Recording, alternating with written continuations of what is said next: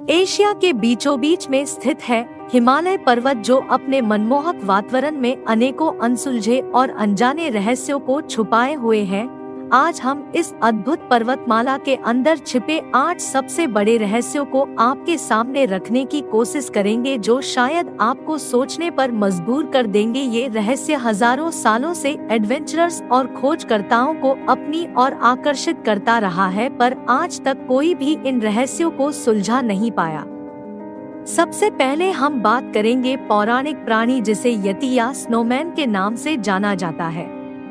हजारों सालों से ऐसा माना जाता है कि येती हिमालयन के किसी गुफाओं या वादियों में रहता है। अनगिनत रिपोर्टों और देखे जाने के दावों ने येती के हिमालयन पे होने की बातों को बढ़ावा दिया है। कुछ लोगों का मानना है कि कई बार येती के कदमों के निशानों को शोधकर्ताओं द्वारा हिमालय पे देखा गया है, लेकिन आज तक यति का अस्तित्व अप्रमाणित है। क्या यह मायावी जीव हिमालय की गुफा में छिपा हो सकता है? आज भी बस ये एक सवाल है जिसका जवाब शायद किसी के पास नहीं है। अब हम बढ़ते हैं दूसरे रहस्य की ओर, जो है शांग्रीला, शंभाला और ज्ञानगंज के बारे में। शांग्रीला, शंभाला और ज्ञानगंज को अक्सर विभिन्न संदर्भों में एक दूसरे के स्थान पर उपयोग किया जाता है, लेकिन जरूरी नहीं कि वे समान हो। ये 3 शब्द अलग अलग पौराणिक और रहस्यमय अवधारणाओं पर आधारित है।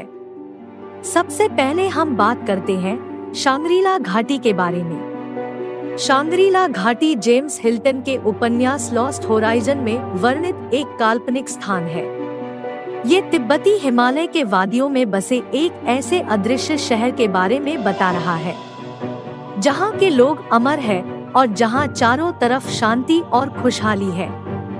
जबकि शांग्रीला को अगर अपने मान्यताओं और शास्त्रों के आधार पर देखा जाए तो कोई स्वर्ग जैसी जगह के बारे में बताया जा रहा है, और शास्त्रों की माने तो इंद्रदेव का स्वर्ग का रास्ता भी हिमालय की इन्हीं घाटियों से होते हुए जाता है। इस रास्ते का नाम स्वर्गारोहिणी है और पांडव भी इसी रास्ते से होते हुए स्वर्ग गए थे। हालांकि ये हिल्टन की कल्पना मात्र है, जिसका पौराणिक या किसी भी धर्म ग्रंथों से कोई संबंध नहीं है। वही शंभाला एक ऐसा राज्य है जिसका उल्लेख तिब्बती बौद्ध धर्म और हिंदू धर्म सहित विभिन्न प्राचीन ग्रंथों और आध्यात्मिक परंपराओं में मिलता है। इसे अक्सर आध्यात्मिक ज्ञानियों की रहस्यमय और अदृश्य भूमि के रूप में वर्णित किया जाता है, जो आध्यात्मिक जागृति और शांति का स्थान है। विष्णु पुराण के अनुसार यह बताया गया है कि संभाला ही भगवान विष्णु के कल्कि अवतार का जन्म स्थान होगा, जहां से सतयुग की शुरुआत होगी। वही बौद्ध धर्म के अनुसार यह माना जाता है कि संभाला की सुरक्षा दिव्य शक्तियों द्वारा की जाती है, जिसके कारण यह आम लोगों की नजरों से अदृश्य है और साथ ही यहाँ पर सामान्य लोगों का पहुँचना नामुमकिन है, और यहाँ पर सिर्फ ऐसे लोगों का वास होता है जिनको आत्मज्ञान और बुद्धत्व की प्राप्ति हो चुकी है। इस रोमांचक और रहस्यमय सफर को आगे बढ़ाते हुए अब हम जानेंगे ज्ञानगंज के बारे में। ऐसा माना जाता है कि ज्ञानगंज हिमालय के बीचों बीच एक अलग आयाम में बसा हुआ है। ज्ञानगंज का दूसरा नाम सिद्धाश्रम भी है, जहां सिद्ध योगियों और आध्यात्मिक गुरुओं का गुप्त समुदाय निवास करता है। यह समुदाय अत्यंत तपस्वियों, महान सिद्ध योगियों, महर्षियों और आध्यात्मिक गुरुओं से मिलकर बना है। हिंदू धर्म में कई लोग मानते हैं कि महर्षि वशिष्ठ, विश्वामित्र, कणाद, पुलस्त्य, अत्रि, महायोगी गोरखनाथ, श्रीमद शंकराचार्य, भीष्म, कृपाचार्य को भौतिक रूप में वहां भटकते देखा जा सकता है और किसी को भी उनके उपदेश सुनने का सौभाग्य प्राप्त हो सकता है। कई सिद्ध योगी, योगिनियां, अप्सरा, संत इस स्थान पर ध्यान करते पाए जाते हैं। बगीचे में सुंदर फूल, पेड़, पक्षी, सिद्धयोग झील, ध्यान करने वाले संत और जगह की कई अन्य चीजों को शब्दों में वर्णित नहीं किया जा सकता है। यह एक ऐसी अलौकिक जगह है जहां किसी की मृत्यु नहीं होती। इस प्राचीन अलौकिक भूमि का उल्लेख 4 वेदों के साथ कई प्राचीन शास्त्रों में किया गया है।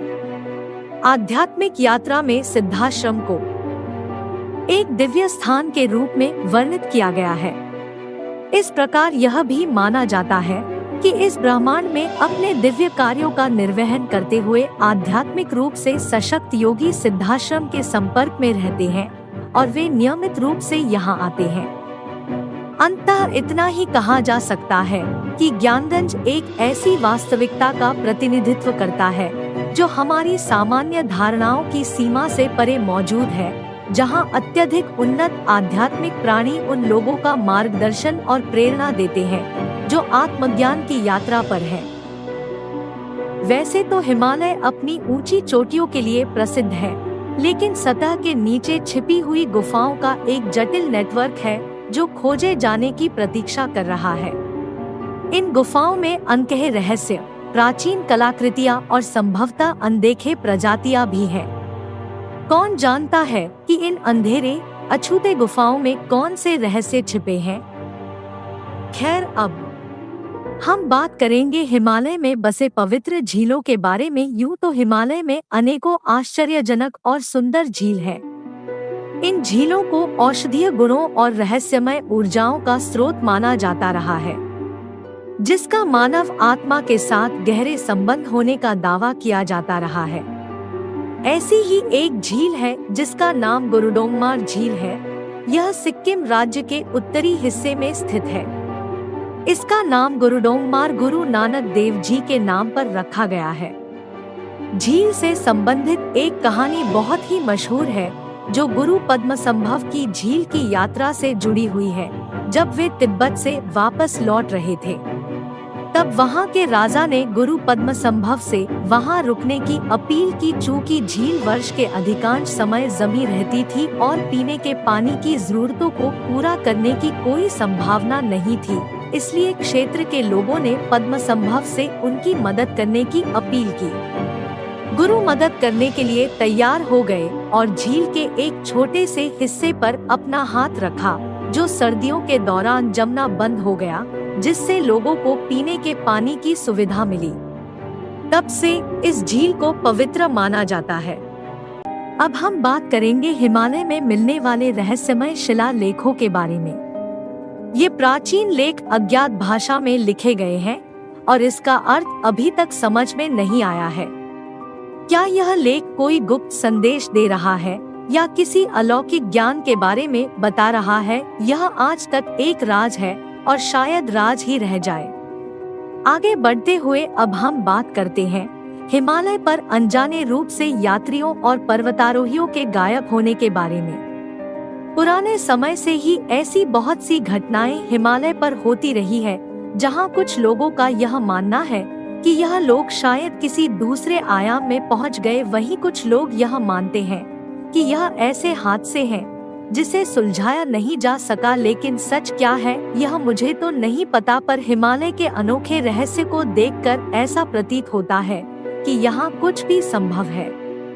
हिमालय का एक और आकर्षक रहस्य है प्राचीन मठ, जो पूरे क्षेत्र में बिखरे हुए हैं। ये मठ, जिन्हें गोम्पा के नाम से भी जाना जाता है, इन मठों को इतिहास, आध्यात्मिकता और गूढ़ शिक्षाओं का केंद्र समझा जाता है। हिमालय मठ न केवल पूजा के स्थान है, बल्कि शिक्षा के केंद्र भी हैं, जहां भिक्षु प्राचीन ज्ञान के संरक्षण और प्रसार के लिए अपना जीवन समर्पित करते हैं। उनके पवित्र ग्रंथों, शास्त्रों और प्रथाओं के भीतर छिपी प्राचीन शिक्षाएं हैं, जो जीवन, ब्रह्मांड और चेतना के बारे में अनूठा ज्ञान प्रदान करता है। ये मठ अक्सर पहाड़ियों या चट्टानों के बीच एकांत और शांत वातावरण में स्थित होते हैं। हिमालय में मठवासी जीवन की विशेषता अनुशासन, ध्यान और आध्यात्मिक ज्ञान की खोज है, जहां भिक्षु खुद को सादगी, त्याग और चिंतन के जीवन में समर्पित करते हैं और सांसारिकता से परे जाने और परमात्मा से जुड़ने की कोशिश करते हैं। इन मठों के भीतर संरक्षित प्राचीन शिक्षाओं को एक पीढ़ी से दूसरी पीढ़ी को सिखाया जाता है। एक प्रसिद्ध उदाहरण नेपाल में टेंगबोचे मठ है, जो माउंट एवरेस्ट के पास खुम्बू क्षेत्र में स्थित है। यह न केवल स्थानीय शेरपा समुदाय के लिए एक आध्यात्मिक केंद्र है, बल्कि ट्रेकर्स और पर्वतारोहियों के लिए भी एक लोकप्रिय गंतव्य है, जो अपनी यात्रा शुरू करने से पहले यहाँ आशीर्वाद लेने आते हैं और अपनी यात्रा के सकुशल संपन्न होने की प्रार्थना करते हैं। यह मठ ज्ञान के प्रकाश स्तंभ के रूप में सामान्य लोगों की सेवा करते हैं। अब हम बात करेंगे सबसे रोमांचक रहस्य की, जो कि कैलाश पर्वत के बारे में है। कैलाश पर्वत को एक्सिस मुंडी भी कहा जाता है। एक्सिस मुंडी का मतलब आकाश और पृथ्वी के बीच का एक ऐसा संबंध बिंदु है जहां 10 दिशाएं मिल जाती हैं।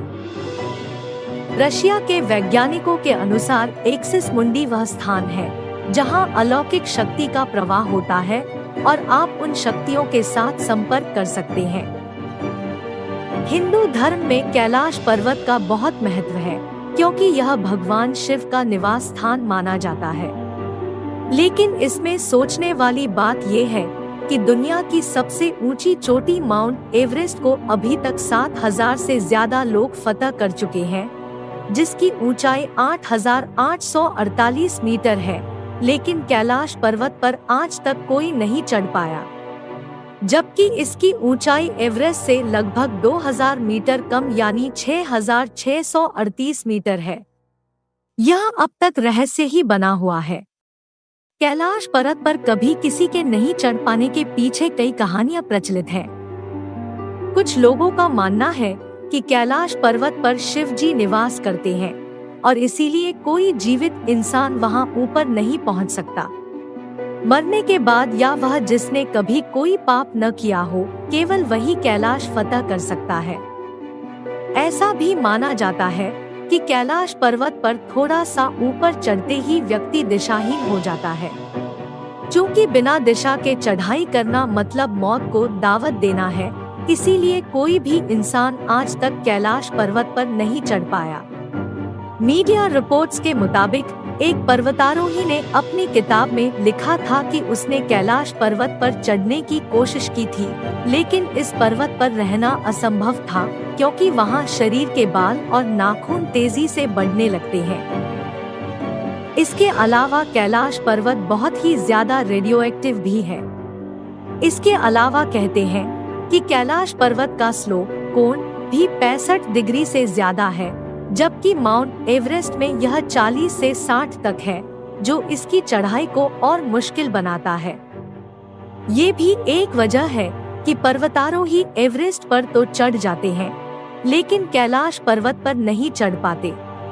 रूस के एक पर्वतारोही सर्गे सिस्टियाकोव ने बताया कि जब मैं कैलाश पर्वत के बिल्कुल पास पहुंच गया तो मेरा दिल तेजी से धड़कने लगा।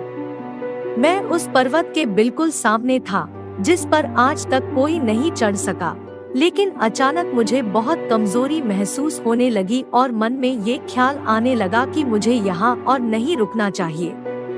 उसके बाद जैसे जैसे मैं नीचे आते गया, मेरा मन हल्का होता गया।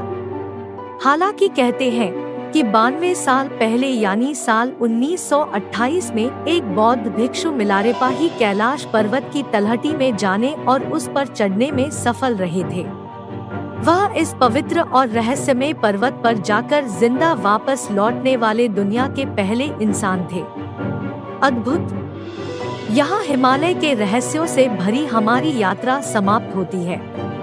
हिमालय ने हमें सिखाया है कि हमारी दुनिया में जितना दिखता है उससे कहीं अधिक है, और यह कि ज्ञान की खोज कभी न खत्म होने वाली यात्रा है। अगर आपको वीडियो पसंद आया हो तो वीडियो को लाइक करें और कमेंट करके अपनी राय जरूर बताएं। वीडियो को देखने के लिए आप सबका धन्यवाद, और हाँ, चैनल को सब्सक्राइब जरूर कर ले ताकि अगली बार फिर हम एक रोमांचक और रहस्यमयी सफर पर एक साथ हो।